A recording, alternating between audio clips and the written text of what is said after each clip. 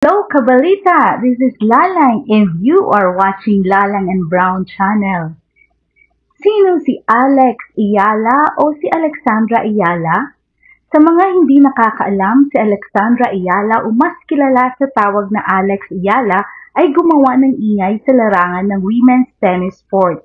Matapos pataubin kamakailan lamang ang mga world-class tennis players sa pamusong Miami Open Sports Tournament, si Ayala unang gumawa ng ingay sa kanyang karera nung nakamit niya ang high singles ranking of the world number 134 noong January 27 sa taong ito. Siya ang pinakaunang Filipina singles player na gumawa ng pangalan sa WTA o Women's Tennis Association history.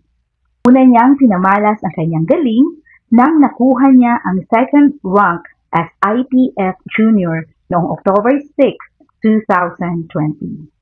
Dahil sa husay at galing, si Ayala ay mas nakilala at naghatid ng karangalan sa ating bansa.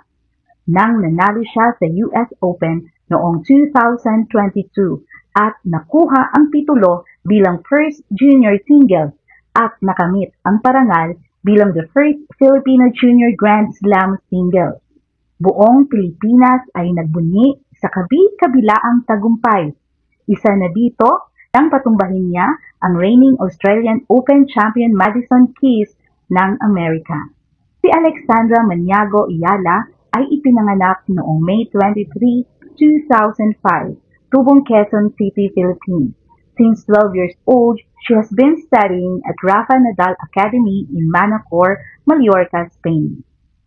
Sa ating pagsasaliksik, si Alex ay nanggaling sa lahi ng mga sports enthusiasts. Ang kanyang ina na si Rosemary Riza Maniago Ayala ay dating Southeast Asian Games bronze medalist in the 100-meter backstroke noong 1985.